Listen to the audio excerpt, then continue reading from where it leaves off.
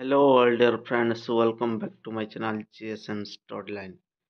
ଦେଖିବା ଆପଣମାନେ ପାଳନ କରୁଛନ୍ତି ଶିକ୍ଷା ସପ୍ତାହ ଯାହାକି 22ରୁ 28 ଜୁଲାଇ 2024। ତାହେଲେ ଆଜି ହେଉଛି ଯାହାକି ଆପଣମାନଙ୍କର ଶିକ୍ଷା ସପ୍ତାହର ପଞ୍ଚମ ଦିବସ ଏବଂ ପଞ୍ଚମ ଦିବସରେ ଆପଣମାନେ ପାଳନ କରିବେ ସ୍କିଲିଂ ଆଣ୍ଡ ଡିଜିଟାଲ ଡେ, ଯାହାକି ଜୁଲାଇ 26 ତାରିଖ ଆପଣମାନେ ଜାଣିଛନ୍ତି। ତ ବିଦ୍ୟାଳୟ ସ୍ତରରେ କ'ଣ କ'ଣ ପାଳନ କରିବେ ତାହା ଆମେ ଗୋଟି ଗୋଟି କରି ଦେଖିବା। ତ ଭିଡ଼ିଓଟାକୁ ଆରମ୍ଭରୁ ଶେଷ ଯାଏଁ ଦେଖନ୍ତୁ, ଯାହାଦ୍ୱାରା କି ପ୍ରତ୍ୟେକ ଟିଟ୍ ବିଟ୍ ଜିନିଷଟା ଇନଫର୍ମେସନ୍ ପାଇପାରିବେ। ତ ଦେଖିନେବା କ'ଣ ରହିଛି। ଦେଖିନିଅନ୍ତୁ, day 5 Friday July 26 2024 skilling and digital day, to central theme of this day. ତ ଏଇ ଦିନରେ ଦୁଇଟି ସେଣ୍ଟ୍ରାଲ ଥିମ୍ ରହିଛି। ପ୍ରଥମେ ଆପଣମାନଙ୍କୁ ଜଣେଇଦେବୁ। ପ୍ରଥମଟା ହେଉଛି ସ୍କିଲିଂ, ଆଉ ଦ୍ୱିତୀୟଟା ମୁଁ ଆପଣମାନଙ୍କୁ ଦେଖିନେବି। ସ୍କିଲିଂ ପରେ ରହିଛି ଟେକ୍ନୋଲୋଜି ଇନ୍ ଏଜୁକେସନ୍ ଦିବସ, ଯେଉଁଟାକି ଡିଜିଟାଲ। ଫାର୍ଷ୍ଟଟା ହେଉଛି ସ୍କିଲ୍ ଉପରେ, ନେକ୍ସଟଟା ହେଉଛି ଡିଜିଟାଲ ଉପରେ ହେଲା। ତ ଏପରି ଦୁଇଟା ମେନ୍ ଥିମ୍ ରହିଛି ଆପଣମାନଙ୍କର। ତ ଆମେ ଗୋଟି ଗୋଟି କରି ଦେଖିନେବା ଯେ ପ୍ରଥମେ ଆପଣ ଏଇ ସ୍କିଲିଂ ଆଣ୍ଡ ଡିଜିଟାଲ ଡେ କାହିଁକି ପାଳନ କରିବେ।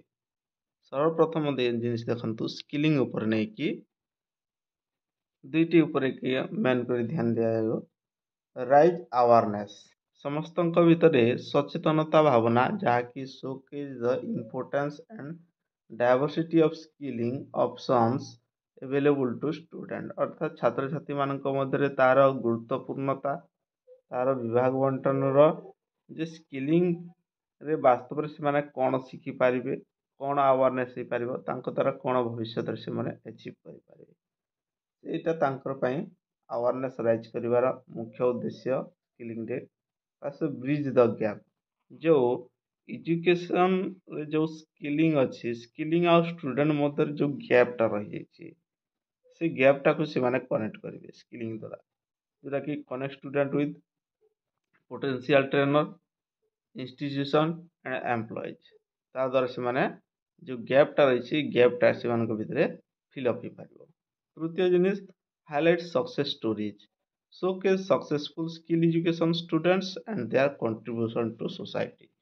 ଯଦି ସେମାନେ କିଛି ନୂଆ ଜିନିଷ ଶିଖିପାରିବେ, ଏଜୁକେସନ୍ ଉପରେ ଟେକ୍ନୋଲୋଜି ସ୍କିଲ୍ର ବ୍ୟବହାର ହେବ, ତାହେଲେ ସେମାନଙ୍କ ଭିତରେ ସେମାନେ ଆମର ଏଇ ଏଜୁକେସନ୍ ଉପରେ ନିହାତି ଦିନ ସଫଳ ହେବେ, ଆଉ ସେମାନେ ଶିକ୍ଷା ପ୍ରତି କିଛି ନା କିଛି ତାଙ୍କର କଣ୍ଟ୍ରିବ୍ୟୁସନ୍ ଆମର ସୋସାଇଟିକୁ ଦେବେ। ଯଦି ସେମାନେ ଷ୍ଟୁଡେଣ୍ଟମାନେ ହେଉଛନ୍ତି ଆଗାମୀ ଦିନର ଭବିଷ୍ୟତ, ସେମାନେ ହିଁ ଭବିଷ୍ୟତକୁ ଗଢ଼ିବେ ସକ୍ସେସଫୁଲ୍ ଆକାରରେ। ଦେଖିନେବା କ'ଣ କ'ଣ ଆପଣମାନେ ବିଦ୍ୟାଳୟ ସ୍ତରରେ ପାଳନ କରିବେ। Skill education for building A content and competitive workforce. ତ ଆପଣମାନଙ୍କୁ ସ୍କିଲ୍ ଏଜୁକେସନ୍ ବିଲ୍ଡିଂ କରିବା ପାଇଁ, ଯେଉଁଟାକି ଗୋଟେ କମ୍ପିଟେଣ୍ଟ ଆଉ କମ୍ପିଟିଟିଭ୍ ୱାର୍କସପ୍ ନେବାକୁ ପଡ଼ିବ। ଯେଉଁଟାକି ଆମେ ଯଦି ଦେଖିବା, ସ୍କିଲ୍ ଉପରେ ଯେଉଁଟା ରହିଛି, two promote awareness about the skill education which empowers student with practical abilities, boosting employability, skill, confidence, foster innovations and entrepreneurship। या ଉପରେ ମେନ୍ କରି ଫୋକସ୍ କରାଯାଉଛି। ତ ଦେଖିନେବା କ'ଣ ରହିଛି ସେ ଫୋକସ୍ଟି ଗୋଟି ଗୋଟିକି ଆମେ ଦେଖିନେବା। ମୁଁ ଆପଣମାନଙ୍କୁ ଯେଉଁ କହିଲି, ପ୍ରମୋଟ୍ କରିବାର ଅଛି ଆୱାରନେସ୍, ଷ୍ଟୁଡେଣ୍ଟମାନଙ୍କ ମଧ୍ୟରେ ଆୱାରନେସ୍ କ୍ରିଏଟ୍ କରିବା, ଯାହାକି ଷ୍ଟୁଡେଣ୍ଟମାନଙ୍କର ଯେଉଁ ଶକ୍ତି ଅଛି, ଅନ୍ତର୍ନିହିତ ଶକ୍ତି, ସେସବୁ ଜିନିଷର ବିକାଶ ହେବ, ଯେଉଁଠିକି ପ୍ରାକ୍ଟିକାଲ ଏବିଲିଟି, ତାଙ୍କର ଯେଉଁ ପ୍ରାକ୍ଟିକାଲ ଯେଉଁ ଦକ୍ଷତା ଅଛି, ସେଇ ଦକ୍ଷତାକୁ ସେମାନେ ହାସଲ କରିବେ। ଏହା ମାଧ୍ୟମରେ ବୁଷ୍ଟିଂ ଏମ୍ପ୍ଲୟବିଲିଟି ସ୍କିଲ୍, ଅର୍ଥାତ୍ ଗୋଟେ କାର୍ଯ୍ୟ କରିବାର ତାଙ୍କର କ୍ଷମତାକୁ ସେମାନେ ଉନ୍ନୀତ କରିବେ।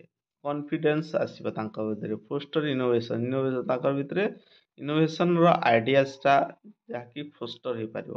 ଏଣ୍ଟରପ୍ରେନରସିପ୍ ମଧ୍ୟ ସେମାନେ କରିପାରିବେ, ଯାହାକି ଯଦି ସେମାନେ ଇନ୍ ଫ୍ୟୁଚରରେ ଗୋଟେ ବିଜନେସ୍ କରିବାକୁ ଚାହୁଁଛନ୍ତି, ତ ଏଣ୍ଟରପ୍ରେନରସିପ୍ ମାଧ୍ୟମରେ ସେମାନେ କରିପାରିବେ। ଏଆର ମାଧ୍ୟମରେ ଗୋଟେ ସକ୍ସେସଫୁଲ୍ ପର୍ସନ୍ ହେଇପାରିବେ। तो सजेस्टिंग एक्टिविटी गुड़ी कौन रही देखी नवा गोटी गोटी सजेस्टेड एक्टिविटी भितर आम जो देखा जोटा कि हैकाथन एंड कोडिंग चैलेंज जो थी कि पिलामानकर डेवलप हो विभिन्न प्रकार नॉलेज जोटा कि यह हूँ student from team to work on coding challenges से टीम आकार कार्य करने को पड़ो से रही किसी प्रोजेक्ट गुड़िक शेष करें कॉम्पिटिटिव कोलाबोरेट एनवायरनमेंट सृष्टि हो पार इकोलॉजी एक्टिविटी रही इकोलॉजी एक्टिविटी कौन रही the student learn the technical and non-technical methods and knowledge by soil and water testing competition तो soil और water testing competition से माने करि पारिबे जहा द्वारा कि सीमांत रे इकोलॉजी एक्टिविटी हे पारिबो इकोलॉजिकल एक्टिविटी तो अबाउट आउ कौन जानबे decomposition and waste reduction by the creating a compost bin and monitoring its progress माने गोटे डस्टबिन जोटा कि कंपोस्ट बिन गोटे बनै पारिबे और सेतरे सेमानकर डिकम्पोजिशन सजेस्टेड एक्टिविटी आसी पारिबो ता सहित experience local flora and fauna से माने तांकर आंचलिक फ्लोरा और फौना गुड़ी को जानबे फ्लोरा फौना माने अर्थात प्राणीकूल आउ उद्भिद जाति विषय से माने जानी पारिबे फ्लोरा फौना निहाती आइडेंटिटी करि पारिबे ऑब्जर्वेशन रहइबो मानकर तांकर आंचलिक जगह मिलुथिबा विभिन्न गछ लता विषय जानी पारिबे विभिन्न प्राणी मानक विषय जानी पारिबे या द्वारा ताहले सेटा से स्किल मध्ये तांक भितरे रहिबो visit to a nearby historical पाखरे जदि कोनोसी जेटी ऐतिहासिक स्थान अच्छी जोटा कि हेरिटेज किंबा डिफरेंट से विषय जानी पारिबे तांकर नॉलेज बढ़ी पारिबो local art and craft related activity तांकर जदि लोकल आर्ट क्राफ्ट जेपर कि बम्बो आर्ट वर्क होइथिबा painting mat making to develop creativity fine motor skill appropriation traditional craftsmen ये सब उपरे रही पारिबो एंटरप्रेन्योरशिप डेवलपमेंट प्रोग्राम्स जोटा कि रही निहाती एटा गोटे फ्यूचर जनरेशन प्रोग्राम या ऊपर मध्य आपण माने एक्टिविटी करि पारिबे ता सहित रोबोटिक्स एंड एआई वर्कशॉप रही साइंस एंड इनोवेशन फेयर्स रही कम्युनिटी सर्विस प्रोजेक्ट रही डिजाइन थिंकिंग वर्कशॉप रही animation and digital storytelling रही फाइनेंशियल लिटरेसी मार्केट फेयर रही लोकल इनोवेशन चैलेंज रही तो ये प्रकार डिफरेंट थिंग्स रही और भी अपन देखिपारे agriculture and associated activities workshop रही पोटरी वर्कशॉप प्लांटेशन ड्राइव मध्य रहिबो ब्यूटी एंड वेलनेस वर्कशॉप रहिबो food science jam jelly and ketchup making home science activity ये सब रहिबो तो एटा फॉर्मेट रही जहाँकि शिक्षा सप्ताह कौन कौन पालन कले केते स्टूडेंट एक्टिविटी पार्टिसिपेट कले सेटा सब रही तापर द्वितीय जिनटा जहाँकि दुईटा जिनस आज फोकस करुच्ची प्रथमटा था स्किलिंग द्वितीयटा रही डिजिटल टेक्नोलोजी इन एजुकेशन दिवस अर्थात विद्यार किपर प्रजुक्ति विद्यार तार व्यवहार हो पार प्रथम जिनस हूँ highlight NEP 2020 focus on technology जहाँकि प्रथम जिनसा हूँ प्रजुक्ति विद्या को एनईपी जहाँकि जातीय शिक्षा नीति 2020 सामिल करवा showcased the benefits of digital education माध्यम कौन लाभ हो पार से जानवे देखो प्रमोट न्यू टेक्नोलोजी नुआ टेक्नोलोजी से प्रमोट करेंगे जहाँकि 200 एजुकेशनल टीवी चैनल रही देखिकी से engage with educator student and parents create बज एंड मीडिया कवर तो देखा कौन कौन रही प्रथम जिनटा रोचे जोटा कि आप देखिपारे दीक्षा एप्लिकेशन रे द्वितीयटा स्वयं एप्लिकेशन 200 डीटीएच टीवी चैनल रही dissemination of content through radio special E content for CWSN student रही तो शिक्षा सप्ताह जहाँकि डिजिटल इनिशिएटिव रही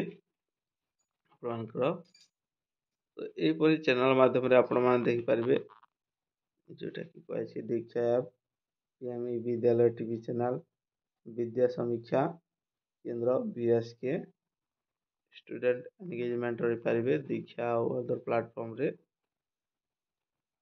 सहित देखिए creating content for education availability not availability रही ड्राइवर आउटकम्स ये छाड़ो promotional activity pre event during event post event रही कौन रही देखी नवा social media campaign DO letter to education institution press release to local media partnership with EdTech educational bloggers and influencers pre events रही during events रही live streaming की segments इन TV YouTube channel जोटा कि आपण मैंने देखिपारे आज रही जोटा कि 12:30 रु 1:30 मध्य लाइव वेबिनार हम आपण मैंने यूट्यूब लिंक दिज्व से देखिपारे social media live update media coverage with interviews and highlights post event रही public event highlight and recording on the channels website and social media तो ये रही